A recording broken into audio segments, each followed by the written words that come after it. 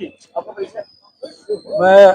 हिंदू संघर्ष समिति के बैनर पे आज ये ज्ञापन दिया जा रहा है। मुजफ्फरनगर जनपद में एक बड़ा घोटाला भूमि से संबंधित प्रकाश में आया है।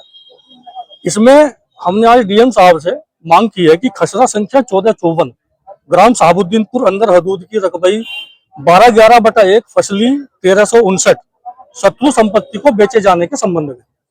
यह संपत्ति जब बंटवारा हुआ था भारत और पाकिस्तान का, तो उस बंटवारे के समय ये दो लोग थे, जिया मोहम्मद और मोहम्मद सफी हज्जूम। इनके नाम पे ये जमीन थी और ये बंटवारे के समय पाकिस्तान चले गए तो इसको शत्रु संपत्ति आ गई, सरकार की संपत्ति हो गई।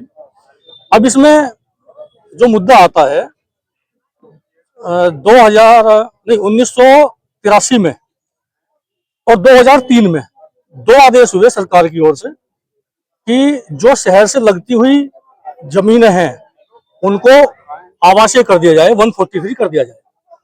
उन दोनों ही सालों में एसडीएम जिला अधिकारी महोदय के वो आदेश हैं, वो हमने शासन को दे दिए हैं। उसमें स्पष्ट जो हमने 1454 की मांग की है, जिसमें शहर का शमशान घाट बना हुआ है और बाकी और साथ में लगती हुई कमर्शियल चीजें बनी हुई है, कॉलोनी बनी है, इस भूमि का है। इसमें एसडीएम साहब ने उस समय इस भूमि को छोड़ दिया। 1454 को छोड़ क्यों दिया? क्योंकि ये शत्रु संपत्ति है, इसका 143 नहीं हो सकता था। अब इसमें कुछ भूमाफियाओं ने जो बाकायदा ग्रुप बना करके, गिरोह बना करके कार्य कर रहे हैं, उन भूमाफियाओं ने 2018 में शासन के कर्मचारियों के साथ मिलकर 1 बीघे का 143 करा दिया। 1 बीघे का। अब ये सोचने की बात है कि शत्रु संपत्ति का 143 कैसे हुआ 1 बीघे का। और सुनो, और उस 1 बीघे पे इन्होंने फिर पूरा अपना वहां पे कॉलोनी काटनी शुरू करी और कमर्शियल चीजों का निर्माण कर दिया।